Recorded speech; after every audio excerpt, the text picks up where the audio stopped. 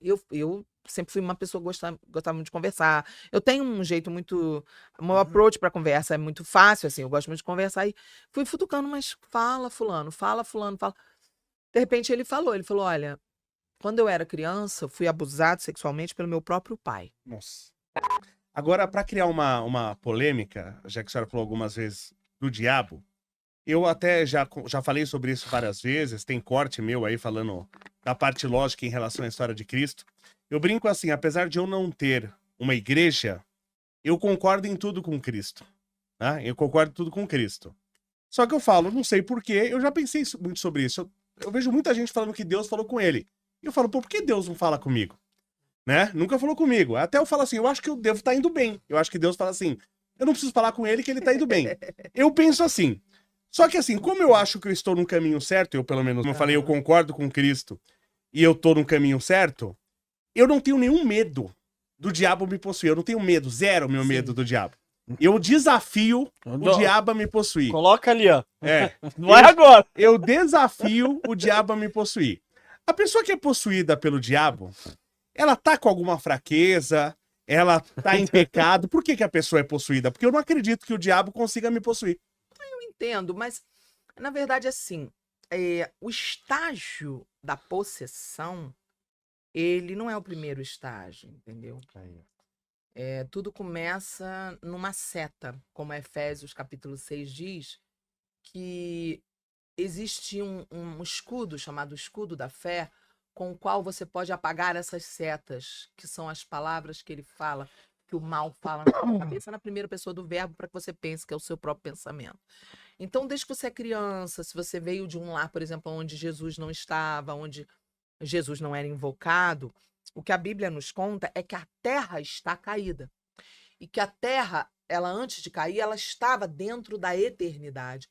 E tudo era lindo, e tudo era perfeito, não existia morte, não existia envelhecimento. Se você pegasse uma cesta de fruta e colocasse em cima da mesa, ela ficaria ali por 1000 anos, não aconteceria nada com as frutas, porque não existia perecimento da matéria. Quando houve a tal da queda do homem, a historinha lá do fruto, que o mal entrou, foi como se fosse um vírus de corrupção natural. Esse vírus é o vírus do tempo. O tempo é a pior maldição que a gente recebeu, porque não existia tempo, nós estávamos todos, a terra e a dimensão que a gente vive material estava dentro da eternidade. Quando eles comeram o tal do fruto, que é uma coisa muito mais profunda do que uma simples frutinha, eles foram cuspidos, a terra inteira, a nossa dimensão inteira foi cuspida para a dimensão do tempo. E saímos da eternidade. A partir daí, nós estamos numa dimensão onde o diabo é o chefe da dimensão, pois ele foi banido para esse lugar, é o lugar ruim. Nós caímos com ele nesse lugar ruim. Ele é o chefe do sistema corrompido deste mundo caído. Então, o que acontece? Acreditar que o diabo existe, acreditar que isso tudo que eu estou te contando é real, já é um desafio muito grande. Você, para acreditar nisso, você tem que ter uma experiência. Porque eu posso te contar isso aqui e é como se fosse um storytelling, uma historinha que eu estou te contando. Só que, por que eu acredito? Porque eu tive uma experiência onde Jesus falou comigo, me chamou pelo meu nome, e eu ouvi ele me dizer as coisas. Eu tive essa experiência pessoal com Cristo. E essa experiência pessoal com Cristo, ela não pode ser comprada. Ele diz, buscar-me-eis e me encontrareis quando me buscardes de todo o coração. Ou seja, não adianta dizer, Deus não fala comigo. Ele não tem esse complexo, ele não precisa provar nada para ninguém, ele não precisa falar com ninguém, ele é Deus. É a gente que precisa dele. Ele é o Senhor, Senhor quer dizer dono, nós somos os servos. Ele manda, nós obedecemos. No mundo, no sistema corrompido que nós vivemos desse mundo, no sistema que nós estamos hoje do mundo, a gente tem um sistema de crenças na Terra que eu chamo de humanismo. Eu e a teologia. A teologia chama de humanismo. E o que é o humanismo? É o humano no centro. Então, tudo existe para o ser humano. O ser humano é o centro de tudo. Aí você vai ouvir desdobramentos dessa crença. Uma frase super comum. O importante é ser feliz. Não é verdade. Sim. Não é verdade. O que Deus diz é buscar primeiro o reino e a justiça, e todas as outras coisas te serão acrescentadas, até a felicidade. Se eu buscar primeiro a felicidade, eu não vou ter nada do que eu preciso e nem a felicidade. Entendeu? Sim. Então, assim, toda essa história tem a ver com a sua experiência com Cristo. Você entender que o mundo está caído, que o diabo habita, tem direito de andar por aqui, faz com que você entenda que viver nessa dimensão é estar vulnerável. E a única coisa capaz de proteger a gente contra o mal, contra o diabo, é ter Cristo vivo em nós. Como ter Cristo vivo, né? É a santificação, é o processo de santificação. Porque Cristo é santo, Deus é santo, ele era um com Deus. Então, diz a Bíblia em Apocalipse que os anjos em volta do trono dizem agora, 24 horas por dia, eternamente, santo, santo, santo é o Senhor. Essa é a principal característica da personalidade de Deus, ele é santo. E o que é santidade? Pureza. Não tem nele nem sujeira, nem maldade, ele é perfeito, bom, puramente bom. No dia que Jesus apareceu para mim, em outubro de 97, eu estava no meu quarto, Jesus entrou no meu quarto em pessoa. E eu pensei que eu ia morrer. Eu caí no chão, eu fiquei em posição fetal por 4 horas, chorando, urrando, depois dele sair do quarto. Ele entrou no meu quarto, se aproximou de mim, eu fechei o olho e falei, eu vou morrer, se eu ver, eu vou morrer. Bastava eu sentir a presença e ouvir a voz dele. Já era o suficiente para me consumir.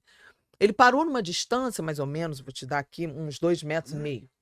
Quando ele parou nessa distância, eu sentia que se ele desse mais um passo, eu seria consumida.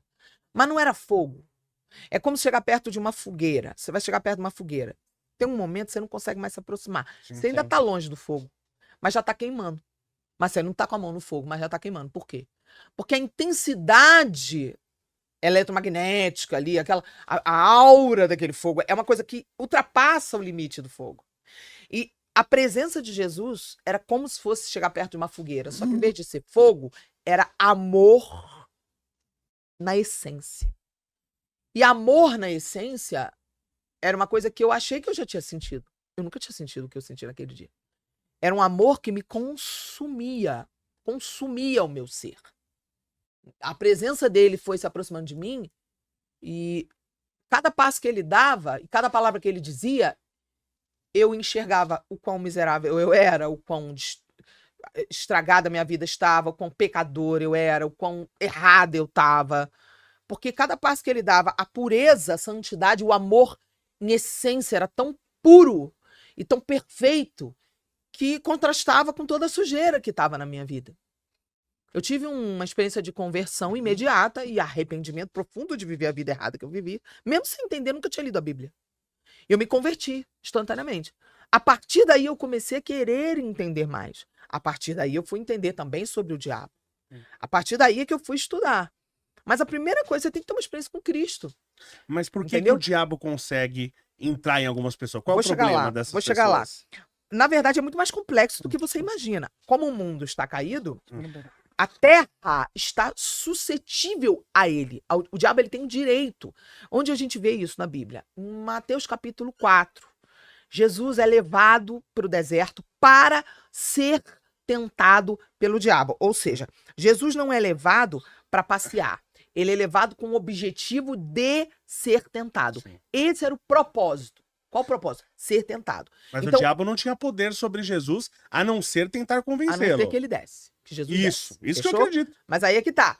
Por que o diabo tinha que tentar Jesus? Porque Jesus, ele veio para fazer algo pela humanidade que o primeiro Adão não conseguiu. O primeiro Adão perdeu a eternidade. Sim.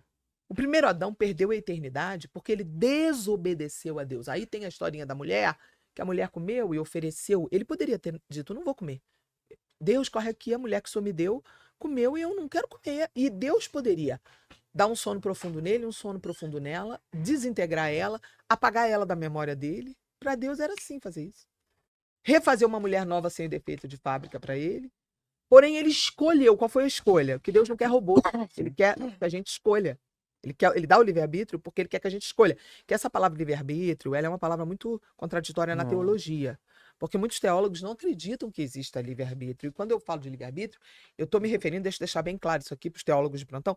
Eu estou me referindo ao direito de escolha. Okay? Que Deus dá. Então Adão teve o direito de escolha. Existem cientistas também que não acreditam no livre-arbítrio. Pois é. Então Deus deu a gente o direito de escolher. Adão escolheu entre Deus e a mulher. Eu fiquei com a mulher. Ficou com a mulher. Jesus é chamado também como o último Adão. Por quê? Tudo que o primeiro Adão perdeu, Jesus recuperou. Tudo que o primeiro Adão foi vencido, Jesus venceu. Então Jesus precisava passar por todo tipo de tentação para que ele pudesse conseguir resgatar a humanidade. A cruz é um pacto que era muito comum naquela época ser feito. Imagina que você mora num território aí do lado dessa mesa e eu moro num outro território aqui do lado dessa mesa, a gente vai fazer um pacto. Naquela época, como que se fazia? Pegava-se um cordeiro, cortava-se o cordeiro, aquele sangue daquele cordeiro selava o nosso pacto. A partir do momento que a gente fazia um pacto, toca aqui, pronto, agora tuas terras são minhas, minhas terras são tuas. Vamos trocar de vida. Nós vamos misturar nossas vidas. Só que também tuas dívidas são minhas e minhas dívidas também são tuas. Então eu também vou pagar suas dívidas, você também vai pagar minhas dívidas. O sacrifício de Jesus na cruz, ele é o cordeiro. E ele tomou para ele a sua dívida, a minha dívida. Então ele fez tudo que o primeiro Adão não fez, ele venceu a mulher, morreu virgem aos 33 anos sem tocar em mulher, para poder resgatar a mulher. Ele resgatou a mulher porque ele tinha essa autoridade de não usar a mulher. Ele conseguiu. E ele conseguiu fazer tudo que ninguém conseguiu. Ele conseguiu ser tentado 40 dias. Ali foi tentado, e não está escrito os 40 dias, está escrito um resumo do resumo. Só que desse resumo do resumo tem coisas importantes, como, por exemplo, ele é levado pelo diabo a um monte muito alto, onde o diabo mostra para ele os reinos do mundo, a glória dos reinos. O que quer dizer isso? Os prazeres da terra. O melhor que a terra tem a oferecer na carnalidade, da fama, de tudo, do poder. Então o diabo ele mostra para Jesus, e Jesus está lá, cumprindo a função de ser tentado. Sim. E ele diz assim para Jesus, tudo isso eu te darei. Se ele está dizendo que te darei, é porque ele tem controle sobre. Então entende, você está vivo aqui? Nós estamos vivos aqui agora? Estamos. Nós já estamos no território do bicho. O bicho está solto por aí. Para eu não estar debaixo do território dele, Jesus tem que estar vivo em mim. É como uma lamparina, tá tudo escuro, e é como uma lamparina que aqui dentro não deixa estar escuro. Mas Jesus... Não ter Jesus como seu Senhor e Salvador, Senhor quer dizer dono, Salvador é aquele que eu reconheço que morreu por mim, não ter ele vivo em você como seu Senhor e Salvador, já é a brecha para Satanás agir. Ah, mas eu não estou possesso, o diabo não me possui, desafio o diabo me possui, beleza, pode falar o que você quiser, mas é um outro estágio ser possuído. Sim. Porque o diabo tem muitas situações que ele não vai possuir porque ele não tem interesse em ser descoberto. Já tá ganho? Tem situações que o diabo ele não quer ser descoberto. No dia que eu fiquei possessa de demônio, ele não me manifestou em mim do jeito que ele manifestava em outras pessoas. Porque ele não queria que eu percebesse que ele estava me possuindo. Nossa. Eu fiquei presa no meu corpo, completamente presa, sem força para falar, minha mandíbula travada, meu corpo todo travado, minhas mãos, minhas pernas, tudo travado. Eu consciente e vendo que eu não tinha mais controle. E ele me travou inteira para eu não fazer a oração de renúncia que eu estava fazendo com meus pastores, que é uma oração hoje que eu faço no meu congresso de santificação, que só vai ter ano que vem agora, no feriado do carnaval do ano que vem. Vocês estão convidados se quiserem ir. E lá a gente faz, uma das ministrações de libertação sexual, um mapeamento de todas as alianças sexuais que você fez desde que você nasceu até hoje. Todas as ligações. Você tem que fazer desde... E na hora que a gente faz a oração, a gente faz a renúncia desde quando você era criança. Assim, desde que você nasceu. Por quê? Porque tem filhos que dormiam na cama dos pais. E se você faz a relação sexual com seu filho do lado, provavelmente na hora do orgasmo sexual, os campos eletromagnéticos se transformam em um. E voltam. Você se torna um só espírito com a pessoa. Por isso que você fica ligado como um fio eletromagnético para sempre, até que a morte os separe. Por isso que não tinha como quebrar essa ligação. O orgasmo sexual, ele faz você se tornar um. Por isso que, alguns casos, quando a pessoa vai fazer sexo, o cara vai fazer sexo com a garota de programa, ou com uma mulher endemoniada, ele tem a síndrome de eject. O que é a síndrome, entre aspas, de eject? É que tava o maior desejo, uma vontade, quando acaba o orgasmo, o cara tem ânsia de vômito, vontade de apertar um botão pra mulher sumir. Sair correndo. Isso é a síndrome de eject, que é quando termina o espírito dela e ela no teu, quando você volta sentindo e discernindo, porque todo mundo já sentiu isso. Ele tá rindo exatamente do que você tá falando. Deixa eu falar. Infelizmente eu também sei. Eu não queria saber como eu sei. E infelizmente eu sei. Por isso eu consigo ministrar muito fácil para os homens. Sim. Porque eu tive uma vida promíscua antes de eu ser crente. E eu faço parte do grupo das mulheres que zerou a quilometragem. De verdade. Porque eu tenho mais de 25 23 anos, mais de 24 anos, é muito tempo, eu já perdi a conta, que eu não beijo na boca, que eu não tenho vida sexual, que eu não tenho, que nenhum homem me encosta. Então eu realmente vivo isso. Eu realmente paguei esse preço, decidi. Mas antes disso, eu tenho 52 anos hoje, antes disso, eu sei o que é ter tido uma vida promíscua. Eu sei o que é você ir para um motel com a pessoa, achando uma maravilha, terminar e você querer vomitar na cara da pessoa. Eu entendo perfeitamente quando os homens falam. Porque eu vivi. Eu vivi isso. Não. Eu vivi isso. E a gente ri porque a gente sabe quão horrível é. Sim. É bizarro, mas é real. E Sim. todo mundo que tá ouvindo aqui tem que saber, é real. Você se torna um só espírito com a pessoa quando você tem relação. E às vezes tem pessoas que falam assim, não, a gente não teve relação completa, não teve copulação, não teve ato sexual completo, não teve penetração. Ah, mas teve um bulinando no outro. Se tiver o orgasmo, os dois corpos espirituais se transformam em um. Não tem como impedir isso. Foi criado por Deus para ser assim. É por esse motivo que na hora da renúncia, nós fazemos a renúncia, inclusive, tem crianças, tem pessoas que foram abusadas na infância. Sim. E que nós fazemos a renúncia e tem muita gente que passa mal na hora, porque o espírito que está no abusador vem pela ponte, que está feita até hoje. No dia que eu fui fazer a minha renúncia, fui renunciar ao cara que eu caía sempre com ele. Depois de crente, eu ainda caía com esse cara. Quando eu fui fazer a renúncia, porque pela ponte que tinha entre eu e o cara, os demônios vieram e travaram. Não queremos que Mas quebre. esse demônio já tinha entrado no passado. Não, esse demônio estava no cara, eu e ele fizemos relações, veio para morar em mim e transitava. Tem pessoas, tenta entender. Você tem que permitir de alguma forma que o demônio. Permitir e dormir com a pessoa. Tá. Agora, a criança, ela é uma vítima. Porque a Sim. criança, se ela sofre um abuso, ela foi invadida. Sim. Você entendeu? Por Sim. isso que eu digo e afirmo, pedofilia é um pecado que não tem perdão. É blasfêmia, Sim. é também blasfêmia. O que eu já falei aqui em Espírito Santo. podcast, já cansei de falar em outros, Tá. é o seguinte, pedofilia pra mim a única solução é tiro. Porque é o seguinte, Eu acredito nisso. a Bíblia fala que tem um pecado que não tem perdão, que é a blasfêmia contra o Espírito Santo. Sim. Só que a blasfêmia contra o Espírito Santo, ela tem muitas vertentes. Ela tem muitas áreas que você pode falar que isso é blasfêmia. Falar mal, profanar, As pessoas morriam por blasfêmia no passado. Obrigada. E aí, o que acontece? Tocar num ser puro, que é uma criança, também é uma forma de blasfêmia. Claro. Contra o Espírito Santo. Claro. Então, muita gente fica revoltada comigo e fala, mas que absurdo, se o pedófilo se arrependeu. Eu falo, só tem um jeito do pedófilo se arrepender. no inferno. Só tem um jeito do pedófilo se arrepender. Se a pessoa cometeu um ato de pedofilia isolado, porque aquela pessoa ficou possessa. Então, ela não é um pedófilo, ela está possessa de um demônio, e a pessoa, numa possessão, isso existe. Existem coisas completamente absurdas na área sexual, né? Eu já vi, por exemplo, um rapaz que ele trabalhava comigo numa loja e ele era super gay, super bichona assim, daquelas. Não sei o quê. A gente ficava rindo, a gente botava aba pra ficar dançando aba, todo tipo de música mais ligada pro gay, assim. A gente ficava fazendo todo tipo de brincadeira de drag queen na empresa que eu trabalhava, ele super gay. Um dia a gente vai pra uma festa da empresa, ele começa a beber vodka, ele puf, virou homem. Incorporou um homem, virou homem. Macho. E virou homem, e uma menina da outra filial, que não sabia que ele era super gay, começou a dançar com ele na pista. E ele virou um macho, completamente másculo. Pegou ela pela cintura igual homem. Porque você sabe que tá dançando com um gay ou com um homem, pela forma como o cara... Quanto tempo o cara demora pra pegar na cintura da mulher. Isso é de praxe numa balada. O cara tá dançando com a mulher na balada. Se você estiver olhando, quanto tempo o cara levar pra pegar na cintura da mulher e trazer ela pra perto, é o instinto masculino. Ele dança, ele se esfrega, mas ele não puxa. Ele não puxa, porque não é do instinto. Entendeu? Então, ele pegou ela aqui pela cintura e já trouxe ela. Eu e mais 3 colegas da empresa que trabalhávamos com ele, sentamos, pegamos um snack aqui, ó. Pipoquinha. E falamos, vamos sentar, porque essa cena nós nunca vimos na vida. E eu não era crente, né? Eu era do mundo nessa época. Então, quando nós vimos aquela cena, ficamos escandalizadas, porque o que aconteceu com fulano? O que aconteceu com fulano? Bom, no dia seguinte, ele logicamente ressaca, porque ele teve um coma alcoólico.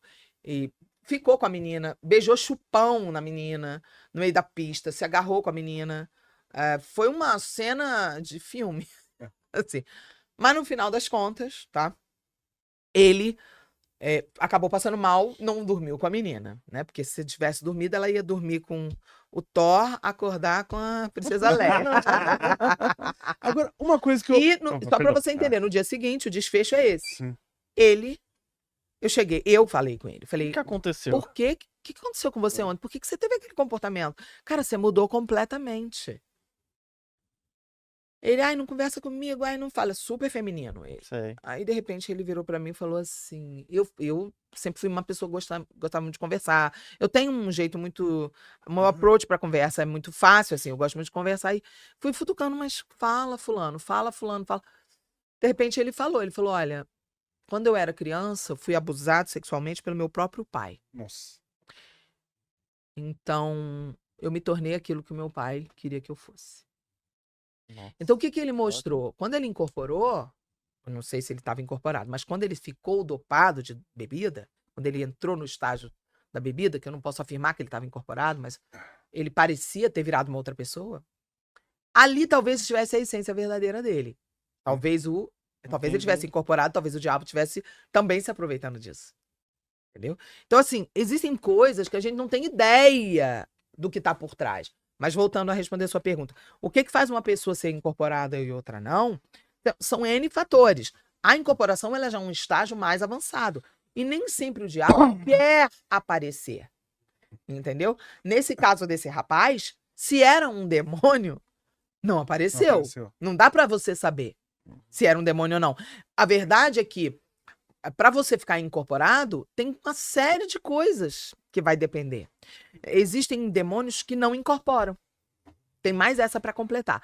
Porque no inferno tem níveis diferentes de demônios. Os demônios que geralmente incorporam são os mais baixo nível do inferno. Os demônios mais alto nível. Quanto mais alto nível no grau do inferno, mais intelectuais eles são. Os demônios do intelecto são demônios que eles não te deixam crer. Você não consegue crer, você não consegue ter uma mente livre para acreditar. E era o que eu sofri muito, né? Eu sofria muito porque enquanto o pastor pregava, e era uma pregação maravilhosa, um pastor maravilhoso, o meu cérebro ficava, mas por quê? Mas como? Mas quem disse? Mas como é que prove? Sim. Então, os espíritos do intelecto que travam teu intelecto, eles são muito mais barra pesada do que os que incorporam. Sim. Porque o que incorpora, você vê que incorporou, você manda sair em nome de Jesus. Acabou. É mais fácil. Mais fácil. Quanto mais alto grau, Sim. mais difícil é incorporar. Você entendeu? Então aí você tem que desconfiar. Você está sem Jesus. E você nunca teve nenhuma manifestação, às vezes o que pode agir... E se não tem Jesus, deixa eu te falar, se Jesus não está na tua vida, a Bíblia é clara, a casa não fica vazia. Ah, sim. Mas Jesus a tá casa na minha é você. vida. Pronto. Ai, ó. Então pronto. Sim. Então estamos entendendo. Sim. Se Jesus não tá, a casa não fica vazia. O ladrão vem. Invista em prata com a Real com U no final. Dentro da plataforma você pode escolher quantas gramas você quer comprar, o preço máximo que você quer pagar. Assim você vai estar investindo diretamente num dos ativos que tem mais potencial de crescer, porque a prata ela é utilizada em painéis solares, indústria química, indústria farmacêutica, indústria automotiva, equipamentos eletrônicos. O celular que você está usando, provavelmente ele está cheio de prata dentro, e você pode ganhar com um dos ativos que mais tem potencial de valorizar. Para analisar ações, BDRs, fundos imobiliários, acesse a plataforma do Investidor 10, inclusive para você gerenciar a sua carteira, saber quantos de dividendos você vai receber. Inclusive eu deixei a carteira da minha filha, a Laurinha, ela tem 3 anos e já invisto para ela. Todos os ativos tá no link aqui embaixo